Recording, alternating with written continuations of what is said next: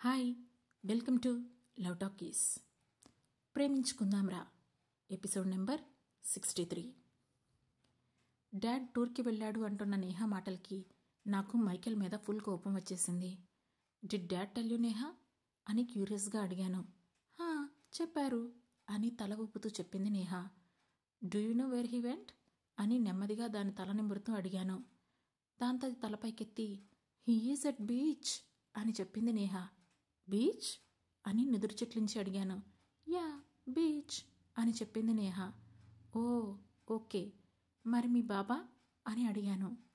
బాబా వెంటూ కృష్ణ జన్మస్థలం అమ్మా, ద్వారకా అని ముద్దుగా నిజాన్ని చాలా అందంగా చెప్పింది. దాని మాటలకు ఆ అన్నదమ్ముళ్ళు దీనికి చెప్పిన అబద్ధాలకు కోపం వస్తుంటే, ఓ బట్ అది ద్వారకా కాదు, మధుర అని చెప్పాను. ఓకే మమ్మా, షల్ వి రీడ్ అని అడిగింది Neha. Neha, why not you start reading by yourself? నీకేం అర్థమైందో రాసి పెట్టుకో, డాడీ వచ్చాక he will read and correct you if needed అని చెప్పాను. That sound so cool mummy, నేను చదువుతాను అని చెప్పింది నేహా. గుడ్, చదువుకో అని నేహా రూమ్కి డోర్ దగ్గరగా వేసి నేను కిందికి వెళ్ళి కూర్చున్నాను. చిన్నపిల్ల నేహాకి కూడా ఎక్కడికి వెళ్తున్నారో చెప్పి నాకు చెప్పకుండా వెళ్ళారంటే అసలు వీళ్ళకి ఎంత ధైర్యం. నేనంటే ఆ మనిషికి ఏమైనా ప్రేముందా? బీచ్కి కాకపోతే ఈట్లోకి పొమ్మను, నాకెందుకు అని విసుగ్గా అనుకొని వెంటనే ఫోన్ తీసి అత్తయ్యకి ఫోన్ కలిపాను. ఫోన్ లిఫ్ట్ చేసిన అత్తయ్య, చెప్పు శ్రీ అన్నారు. ఎక్కడున్నారు అత్తయ్య, బిజీనా అని అడిగాను. లేదు, ఇప్పుడే బ్రేక్ఫాస్ట్ చేశాను అని చెప్పారు అత్తయ్య. అత్తయ్య, అది మైకేల్ ఎక్కడికో వెళ్ళిపోయాడు. ఎక్కడికి వెళ్ళాడో నాకు తెలియడం లేదు. నన్ను ఒక్కదాన్ని ఇక్కడ కూర్చోబెట్టి ఈ బంగారపు సింహాసనం మీద ముళ్ళ కిరీటంతో నన్ను బంధించి వెళ్ళిపోయాడు అని ఏడుపు గొంతుతో చెప్పాను. తెలుసు, ఏదో పని మీద వెళ్తున్నట్లు నిన్న మెయిల్ చేశాడు. నీకు తెలుసనే అనుకున్నాను అన్నారు అత్తయ్య. అందరికీ చెప్పి వెళ్తున్నవాడు నాకెందుకు చెప్పకుండా వెళ్ళాడు? ఆఖరికి నేహాకి కూడా చెప్పి వెళ్ళాడు అత్తయ్య. అలాంటిది నేను తనకు అంత కాకుండా పోయానా అని గారంగా అడిగాను. తను నీకు చెబితే నీ కళ్ళలో తిరిగే నీళ్లు చూసి తను వెళ్ళగలడా? నువ్వు వద్దన్న తర్వాత నీకు దూరం అవ్వగలడా? మా అందరికీ తనని ఆపే శక్తి లేదని తనకు కూడా తెలుసు. మేమేం చెప్పినా వినడన్న విషయం మాకు కూడా తెలుసు. కానీ ఈ ప్రపంచం మొత్తం మీద తనను ఆపే శక్తి నీ ఒక్కదానికే ఉందని తనకి తెలుసు. అందుకే నువ్వు ఆపాలని అనుకోకుండానే వెళ్ళిపోయాడు. He will be back soon అని చెప్పారు అత్తయ్య. అంటే జోసెఫ్ జైలుకి వెళ్ళిన విషయం కూడా మీకు తెలుసా అని అనుమానంగా అడిగాను. తెలుసో తెలియకో మన వల్ల కొన్ని ప్రాణాలు పోయాయి. వాటికి మనం ఖచ్చితంగా శిక్ష అనుభవించాలి. అందుకే జోసెఫ్ జైలుకి వెళ్తానంటే నేను ఆపలేదు అని చెప్పారు అత్తయ్య. కానీ ఆ ప్రాణాలు పోయింది నాకు విచక్షణ లేకపోవడం వల్ల అత్తయ్య. అందులో జోసెఫ్ తప్పేమీ లేదు. తను నాకు కొడుకు లాంటి వాడని మీకు కూడా తెలుసు. అలాంటిది జోసెఫ్ నా వల్ల జైల్లో ఉంటే నేను చూడలేకపోతున్నాను. ప్లీజ్ తనని బయటికి రమ్మని చెప్పండి. అంతగా అవసరమైతే నేనే జైలుకి వెళ్తాను అని అన్నాను. అసలు వాళ్ళు దూరంగా వెళ్ళిందే నువ్వు ప్రాణాలు పోతుంటే చూడలేకపోతున్నావని కదా. అలాంటిది నువ్వు మళ్ళీ జైల్లోకి వెళ్ళి మళ్ళీ ఎన్నో ప్రాణాలు వాళ్ళ చేతుల్లో పోతే అసలు దానికి అర్థమేముంది శ్రీ అని అడిగారు అత్తయ్య. నిజమే, కానీ నేను తనను అలా జైల్లో చూడలేకపోతున్నాను అని చెప్పాను. కొన్ని రోజులు ఓపిక పడితే అన్నీ సర్దుకుంటాయిలే శ్రీ, నువ్వు నమ్మకం కోల్పోకు అని చెప్పారు అత్తయ్య. మరి ఈ విషయం సుకృతికి తెలుసా? తనేమనుకుంటుంది? వాళ్ళ ఫ్యామిలీ వాళ్ళు ఏమైనా నెగిటివ్గా తీసుకుంటారేమో అని అడిగాను. తనకి తెలీదు, అవన్నీ వాళ్ళిద్దరే చూసుకుంటారులే. ఒకవేళ తను జైలుకి వెళ్తే నాకు ఈ అబ్బాయి అక్కర్లేదు, కోర్టు మెట్లెక్కితే పెళ్లి చేసుకోను అంటే అలాంటి అమ్మాయి ఆ అన్నదమ్ముళ్ళిద్దరికీ నచ్చదేమో అని చిన్నగా నవ్వుతూ అన్నారు అత్తయ్య. వెరీ టిపికల్ ఫ్యామిలీ అని గొనుక్కొని ఆద్య ఎలా ఉంది అత్తయ్య అని అడిగాను. చాలా బాగుంది. ఆ విషయమే చెప్పాలని నీకు ఫోన్ చేద్దామని అనుకున్నాను, కానీ ఇంతలో నువ్వే చేశావు. తను కళ్ళు తెరుస్తోంది, కొద్దిగా మాట్లాడుతోంది. నీళ్లు, ఆకలి అని అడుగుతోంది. నీకు వీడియోస్ తీసి పంపిస్తాను చూడు అని చెప్పారు అత్తయ్య. సరే అత్తయ్య అన్నాను. ఆ మాటతో నాకు కొంచెం హ్యాపీగా అనిపించింది. ఇప్పుడే అవసరం లేదు, మీరు ఫ్రీగా ఉన్నప్పుడే పంపించండి అత్తయ్య. నేను సెక్యూరిటీతో మీటింగ్ అరేంజ్ చేసుకున్నాను. మాట్లాడిన తర్వాత మళ్ళీ మీకు కాల్ చేస్తాను అని చెప్పాను. సరే, కానీ ఏదైనా ఇబ్బందా? అని అడిగారు అత్తయ్య. జస్ట్ సెక్యూరిటీ క్రాష్ అవ్వకుండా ఈ మీటింగ్ అంతే. ఇంకొకటి, నాకు వీళ్ళ పద్ధతులు తెలియదు కదా, కొంచెం సెక్యూరిటీని నా మానిటరింగ్లోకి తెచ్చుకుందామని అంతే అని చెప్పాను. సరే, టేక్ కేర్ అని చెప్పి కాల్ కట్ చేశారు అత్తయ్య. ఇంతలో వెంటనే అన్నం ప్లేట్ తీసుకొచ్చి నా ముందు పెట్టి తిను అంది అమ్మ. తిన్నానని చెప్పాను కదమ్మా అని కాస్త విసుగ్గా అన్నాను. అబద్ధం అమ్మకు వినిపించదులే, నువ్వు తిను అంది అమ్మ. తినాలని లేదమ్మా అని చెప్పాను. అనిపించకపోయినా తినాలి, బతకడం కోసం తప్పదు, దా నోరు తెరు అని అందే అమ్మ. దగ్గరవుతున్న క్షణమే దూరం అవుతుంటే దాన్ని అంత ఈజీగా నేను తీసుకోలేకపోతున్నానమ్మా అని బాధగా చెప్పాను. తీసుకోకు, అతను వచ్చాక గొడవపడు. అతను వచ్చేంత వరకు తన వాళ్ళని, తన ఇంటిని చూసుకోవాల్సిన బాధ్యత భార్యగా నీదే కదా అని చెప్పింది అమ్మ. అని తలూపి అమ్మ అన్నం ముద్ద కలిపి పెడుతుంటే నేను నోరు తెరిచాను. నాకు తినిపిస్తూ, ఆఫీస్ అవి చూసుకుంటారా ఎవరైనా అని అడిగింది అమ్మ. ఉన్నారమ్మా, నో ప్రాబ్లం. ఇంటికి మాత్రమే సెక్యూరిటీ పెంచాలనుకుంటున్నాను అని చెప్పాను. ఎందుకే, ఇంకెంత పెంచుతావు, ఇప్పటికీ మనకంటే వాళ్లే ఎక్కువ ఉన్నారు అని చిన్నగా నవ్వుతూ అంది అమ్మ. ఈ టైంలో ఇంటికి సెక్యూరిటీ చాలా అవసరం. మైకేల్ లేడనే విషయం బయటికి వెళ్ళడానికి వీల్లేదు. నువ్వు కూడా నోరు జారి కూడా ఎవరితో చెప్పకు అని అమ్మతో చెప్పాను. నేనెవరికి ఇంకా చెప్పలేదే, ఆరాధ్యకు కూడా తెలీదు. నేను చెప్పను, నువ్వేం కంగారు పడకు అని చెప్పింది అమ్మ. అని అన్నాను. చివరి ముద్ద కలిపి పెడుతూ, ఆకలి తీరిందా అని అడిగింది అమ్మ. తీరింది, ఇక చాలు అన్నాను.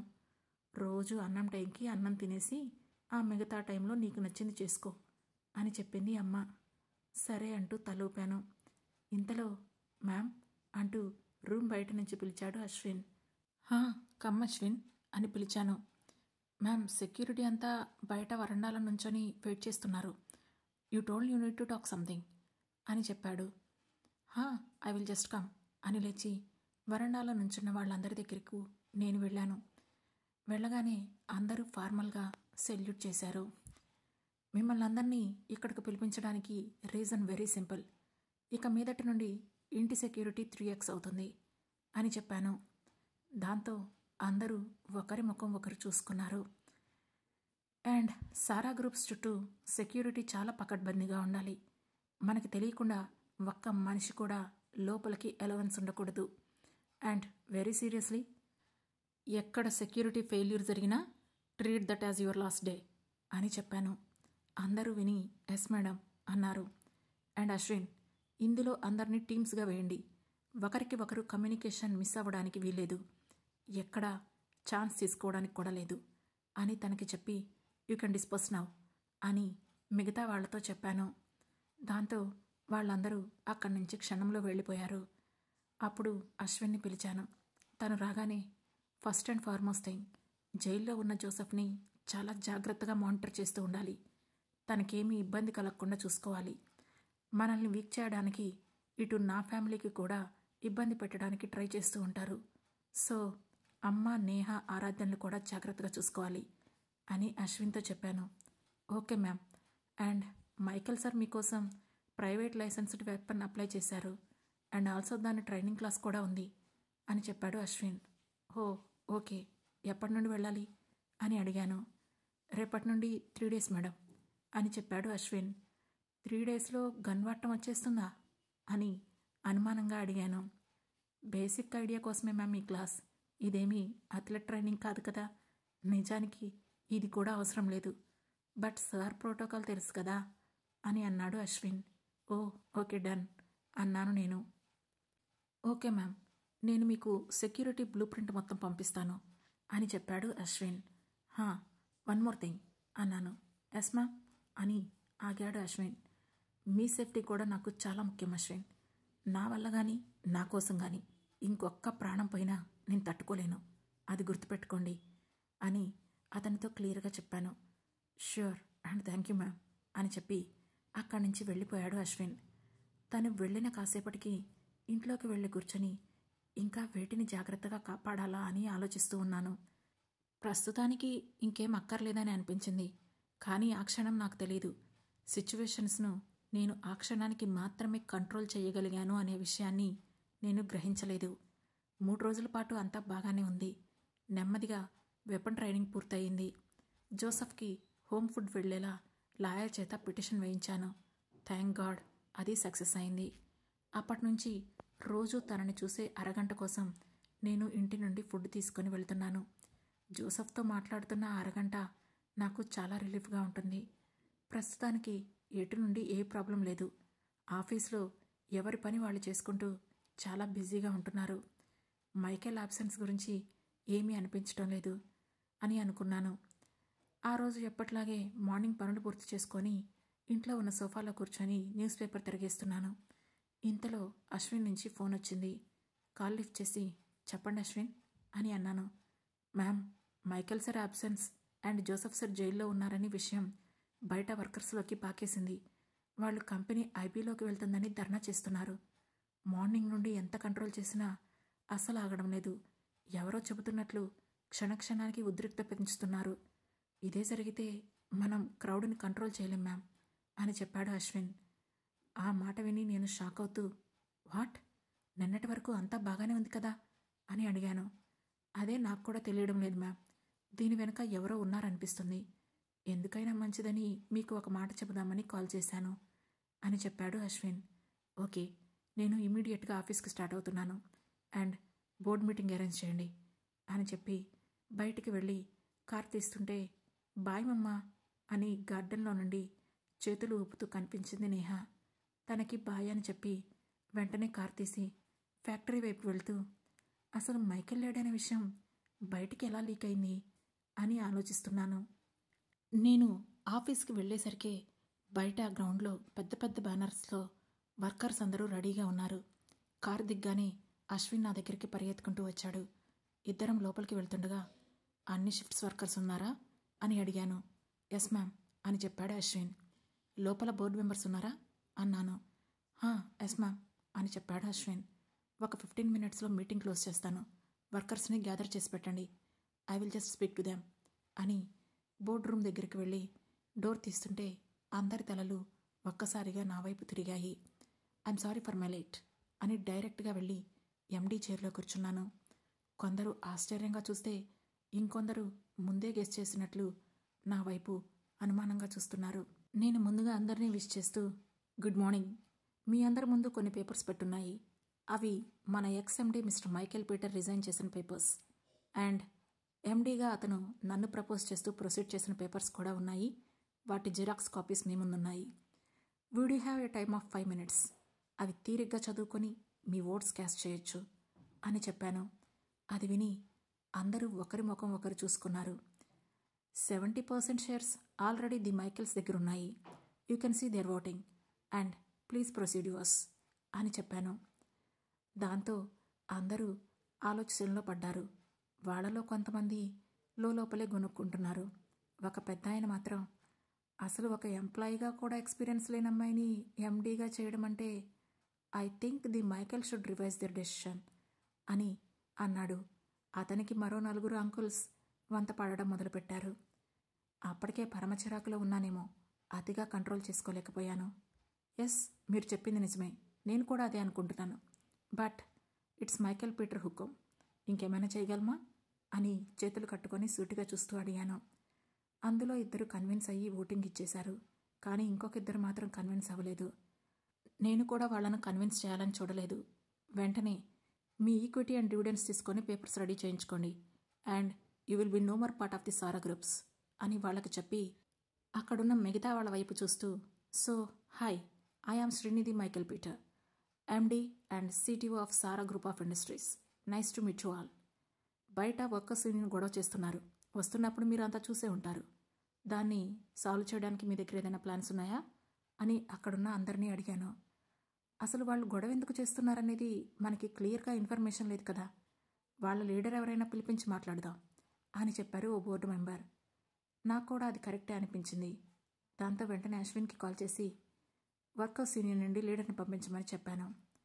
వితిన్ మినిట్స్లో యూనియన్ లీడర్ లోపలికి వచ్చి గుడ్ మార్నింగ్ అని మా అందరికీ చెప్పి పక్కనే నుంచున్నాడు. అతనికి కూర్చోమని చేయి చూపించి, అసలు మీరు దేని గురించి ఇప్పుడు స్ట్రైక్ చేస్తున్నారు అని సూటిగా అడిగాను.